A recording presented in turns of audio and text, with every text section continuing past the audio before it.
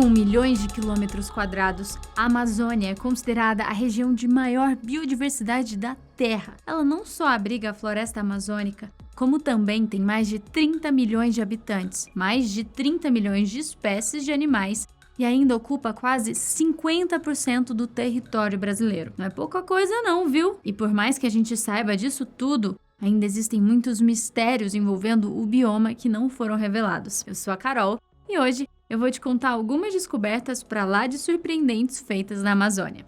Tal alienígenas. Tá bom pra você? Em 2011, uma foto retirada de um vídeo mostrava uma pequena criatura que parecia qualquer coisa menos um ser humano. A informação é de que 2 turistas britânicos fizeram a gravação na floresta amazônica, perto de Manaus, e a repassaram para o escritor paranormal e ufólogo Michael Cohen. Para deixar a imagem ainda mais misteriosa, uma luz brilhante e azul pode ser vista logo ao lado do suposto extraterrestre. Seria a nave da criatura?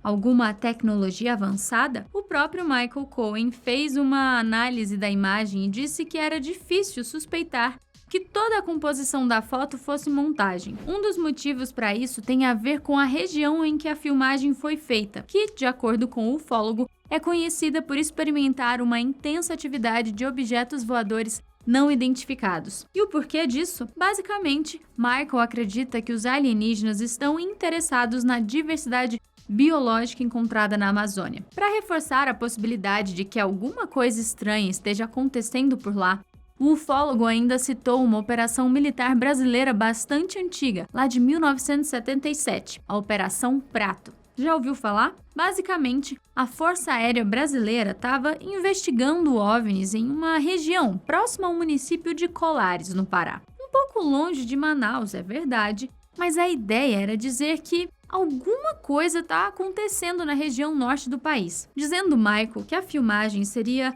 usada em algum filme americano como forma de provar a veracidade do material. Se os alienígenas na foto são reais ou não, eu deixo a conclusão para vocês. Só não se esqueçam que essa não é a primeira vez que relatos de OVNIs na Amazônia foram divulgados. E provavelmente não será a última. E já que a gente está falando também de coisas que vêm do céu, você já ouviu falar no evento Tunguska Brasileiro? Esse impressionante episódio da história do Brasil aconteceu em 1930 e ficou praticamente esquecido por pouco mais de 50 anos. Acredita-se que uma queda de alguma coisa do espaço tenha provocado o evento. Um meteoro, um fragmento de cometa. Fato é que indígenas e outras pessoas que moravam na região disseram ter visto bolas de fogo caindo do céu. O evento recebeu esse nome por ser muito parecido com a queda de um objeto celeste que aconteceu na Sibéria no ano de 1908. No dia 30 de junho, uma grande explosão devastou milhares de quilômetros quadrados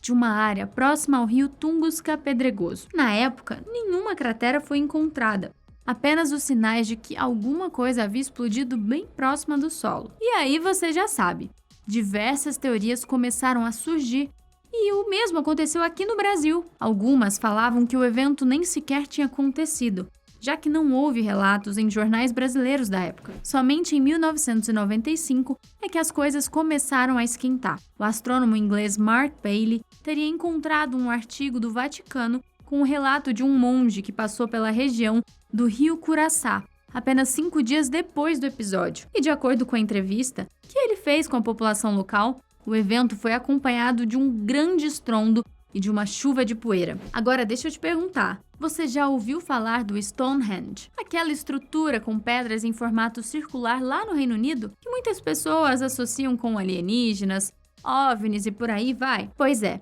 e se eu te contar que tem uma estrutura aqui no Brasil tão parecida e misteriosa como essa, que ficou conhecida como Stonehenge brasileiro? Eu tô falando do Observatório Astronômico de Calçoene, no Amapá, onde 127 rochas também foram posicionadas em formato circular e, curiosamente, estão apontadas tanto para o Sol quanto para alguns astros que podem ser vistos no céu da Amazônia. Acredita-se que a estrutura tenha sido construída há pouco mais de 1000 anos pelos antigos povos indígenas que viviam na região. O curioso é que pesquisadores descobriram a estrutura no final do século XIX, mas somente décadas depois é que pessoas apareceram interessadas em estudá-la. Ela seria uma espécie de observatório astronômico primitivo que ajudava as pessoas a se orientarem durante as estações do ano, épocas de chuva, clima e ainda serviam como palco para rituais indígenas em épocas de solstícios. Ainda assim, como também foram achadas algumas urnas funerárias feitas em cerâmica perto da estrutura, existe a possibilidade de que o lugar também fosse utilizado como uma espécie de sítio funerário. O que ninguém tem certeza é quais povos foram responsáveis pela construção. Graças às outras cerâmicas encontradas nas proximidades, muitas delas parecem ter a ver com certas tribos da Amazônia. Os especialistas acreditam que povos adeptos à tradição polícroma da Amazônia sejam responsáveis pela estrutura. Agora vamos sair um pouco do nosso país, afinal a Amazônia não é encontrada apenas por aqui. No Peru, por exemplo, em 2013, estruturas como essas que você está vendo aí na tela foram encontradas por pesquisadores e cientistas nos troncos de algumas árvores. Você tem ideia do que elas podem ser? Com uma média de 2 centímetros de diâmetro, essas pequenas estruturas tinham uma textura parecida com teias de aranhas, mas não houve um único especialista que conseguisse definir o que elas eram na época da descoberta. E eu não sei se você reparou, mas esse formato curioso delas também lembra um pouco o Stonehenge. Forma circular, pilares. Conseguiu ver? Por causa disso, elas acabaram ganhando o nome de Silkhenge. Alguns meses depois, ainda em 2013, uma expedição foi montada para analisar as estruturas na mesma região. O resultado foi que dezenas de outras armações daquelas foram encontradas em diferentes troncos, entre eles o de bambu. Por mais que eles não tenham encontrado a espécie exata que fabrica a estrutura, mesmo fazendo alguns exames de DNA, os pesquisadores chegaram à conclusão de que elas são formadas por aranhas, provavelmente para proteger os ovos ou os filhotes de formigas e outros insetos. E olha, imagine a quantidade de DNAs que eles já devem ter catalogado com o tempo. A Amazônia é muito grande e a gente precisa muito cuidar dela. E foi em um desses descuidos do ser humano, em meio ao desmatamento que destrói muita área verde por lá, que arqueólogos do Reino Unido encontraram 81 aldeias desconhecidas, aldeias que podem ajudar a traçar uma linha do tempo dos povos da região. Através de imagens aéreas feitas em regiões desmatadas no estado do Mato Grosso, os pesquisadores da Universidade de Exeter descobriram assentamentos que foram habitados entre os anos 1200 e 1450. E sabe quantas pessoas acredita-se que tenham morado lá? De 500 mil a 1 milhão de pessoas. É isso mesmo. É muita gente. E o mais impressionante é que essas aldeias não estavam ao redor de grandes fontes hídricas, como diziam alguns estudos sobre o modo de vida dos nativos antes da chegada dos europeus ao continente. De acordo com os pesquisadores, ainda existem regiões na Amazônia em que não se sabe praticamente nada a respeito.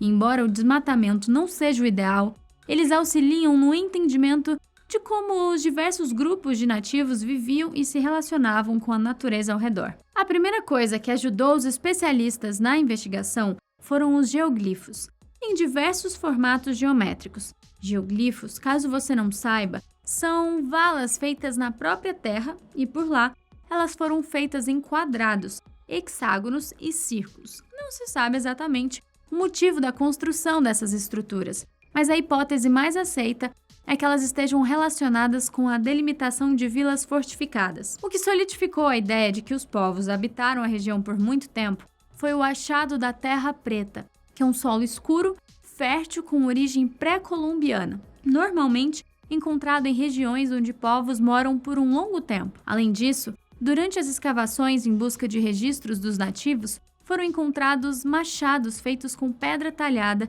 e sobras de cerâmica, indicando que existia uma movimentação na região para a subsistência. Inclusive, essa movimentação abre espaço para novas discussões relacionadas com a forma com que os povos antigos conviviam com a natureza. Enquanto alguns falam que a região tinha uma paisagem intocada, outros especialistas acreditam que os povos indígenas influenciaram e enriqueceram a floresta durante centenas de anos. E nós ainda temos muito que aprender com esses impactos, de forma que a natureza pare de perder enquanto a gente lucra e começa a ganhar. Agora deixa o seu like aqui embaixo para eu saber se você gostou dessas descobertas e me diz nos comentários qual você achou mais surpreendente. Um beijo para vocês e até a próxima!